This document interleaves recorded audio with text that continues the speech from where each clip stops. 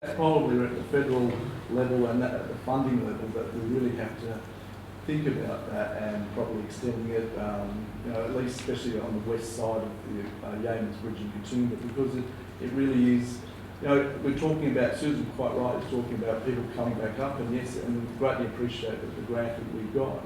But I can see people, even where I used to live in Sydney, people are saying, when I'm trying to encourage them to come up to the golf courses, love to play them. We just seen Katoomba closed recently. We're not going to go until the roads are fixed and the infrastructure. We often talk about the Yeamans Bridge as well. And, it's just really something I'd just like to put on the table. Great to hear the three of you all talk about it. I wish you all well, but just something that, I think going forward, that would certainly help a lot of the other things that all three of you spoke about. So good luck and thank you. For that. Anyone care to make any more comments around that? Someone else, do you want to go first? I just wanted to remind everyone that when the World Heritage was decreed on the mountains 10, 11 years ago, there was supposed to be a centre, which I think at the time was going to be politically based down in over near Currajong or something, which, given Mark's points, is a pretty stupid place to put it.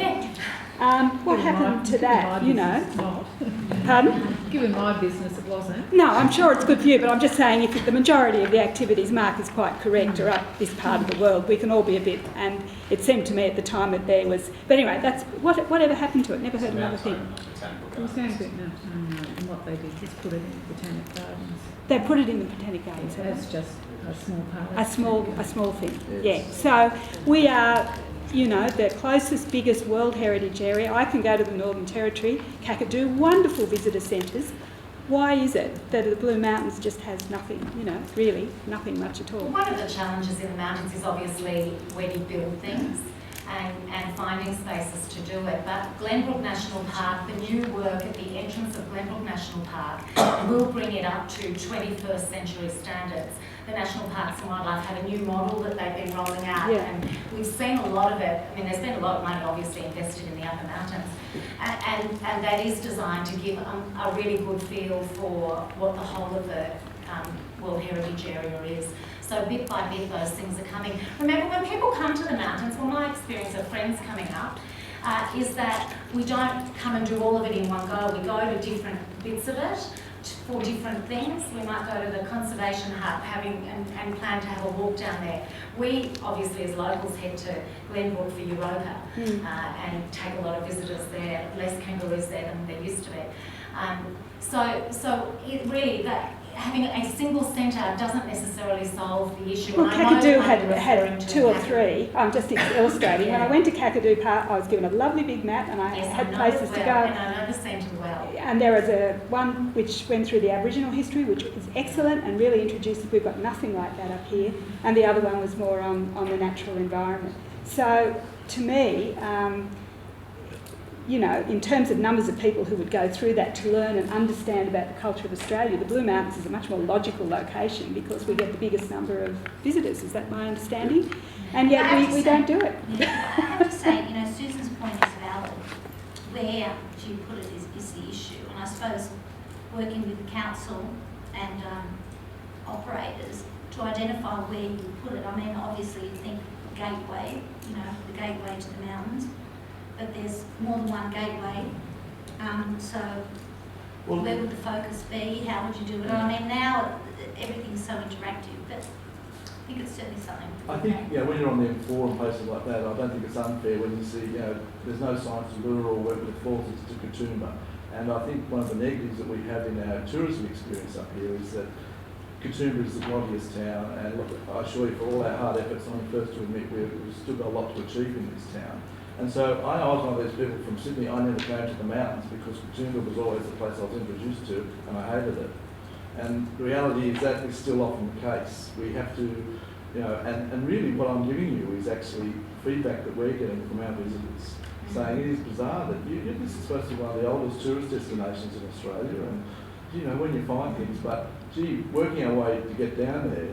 I mean, even only recently I was speaking to someone how at the top of Lurline Street here, we've been banging on for 3 years. We finally got the council to clean up the budlia and the ivy off the top of the street, are probably the most used tourist destination, tourist road down to Echo Point. And unfortunately, I think a lot of the problems that federal candidates are going to face are actually local government issues. Like Well, the mayor's just there, so. yeah, I must say, Daniel has certainly a fresh breath there, and to be honest, has certainly pushed these things along. These are structural issues that we have, and I really, there is an expectation of something at the beginning or at the start. We'd love to have a Glenbrook somewhere, and there are places that we could put it up here. I know two straight away, and they're really quite logical places. I'm happy to work with you. Exactly. I think, Mark, you know, your comment about what tourism is spot on. I was at the back of Lura just a few weeks ago, and this local guy was riding his bike, and I said hi, introduced myself, and he was a tourist, and he said, I don't know where to find anything. There's not one place where I can go to and get maps, and you know, I have to knock on this door and then find where this is, and go on the internet, and instead of going to one location where it can tell me everywhere I can go. And so... And hopefully it's not just tourist information. I think Danielle touched on, you know, I'm a member of Slow Food, and I think, you know, tourism can be driven through that. There is certainly, especially European ecotourism, and people are looking for that much more. It's not just a, you know, where are your hotels? You know, it can be a lot broader information about what is up here, but we're really quite poor at delivering that today. You'll never keep everyone happy when you do cite that. I mean, we've got a tourist centre in the Hawkesbury that's opposite the RAF base, and no one likes where it is. It actually functions extremely well, but the only reason you would pull into it is to go to the tourist info centre. You might catch a plane, you know, you might watch a plane. It's great for little kids hang off the world mesh fence. It's got toilets. It does have toilets. They're one of our very few public toilets. But you'll never keep everyone happy. If you polled half the people in the Hawkesbury that have a delightful whinge about moving the tourist info centre and how it should have been at Windsor where KFC is now. So no one's ever going to be happy. We've got the same tyranny of distance that you've got. Thank you, Mark. I should welcome the Mayor of Blue Mountains, Daniel Miles, and President of Blue Mountains over on tourism, Randall Wolf, has just arrived. I know Randall has a question. I know Lou has a question, but this lady here, I think there's a question also. It's just really Kerry Brown. I'm from the Greens, but I'm also formerly of Everglades, and I'm now with the Royal Botanic Gardens.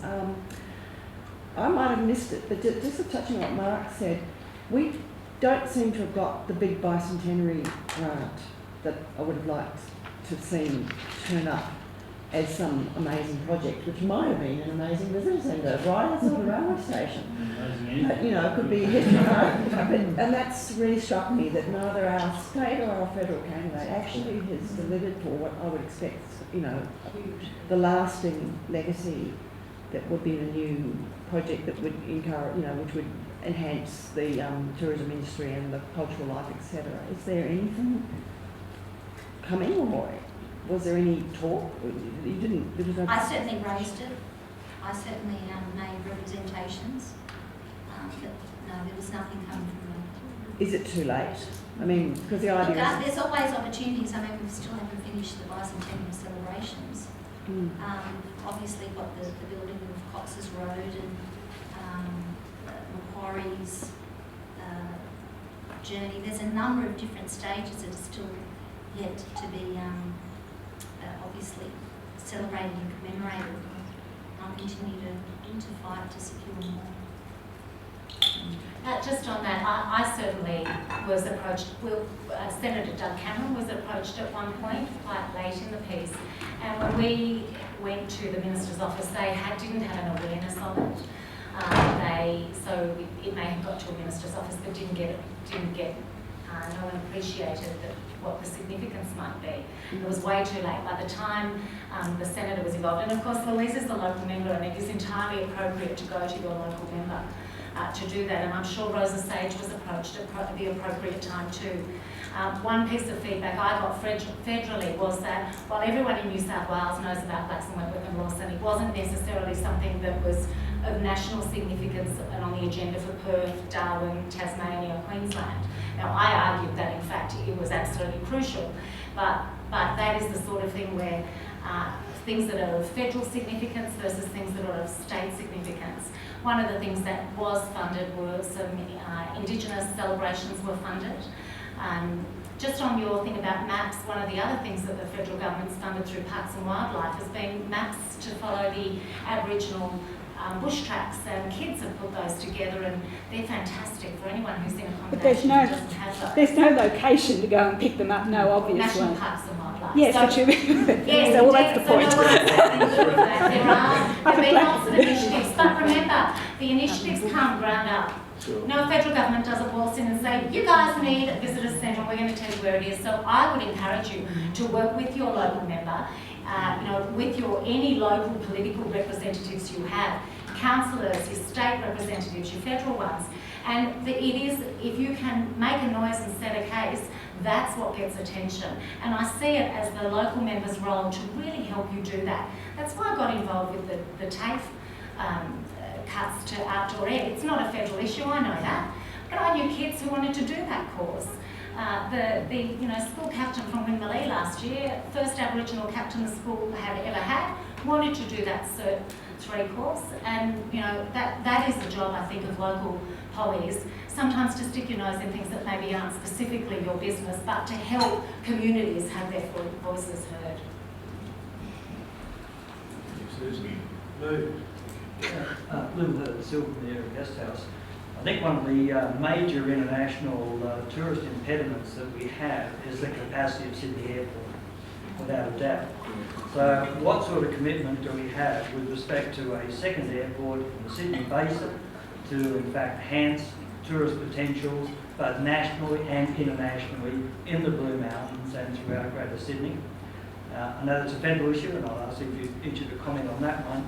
I think the other impediment to tourism in the Blue Mountains stems very much from the lack of development opportunities here, which comes in some ways through the LEPs and what have you of the council, particularly things like close to subdivision down to 600 square metre blocks rather than 1200 square metre blocks.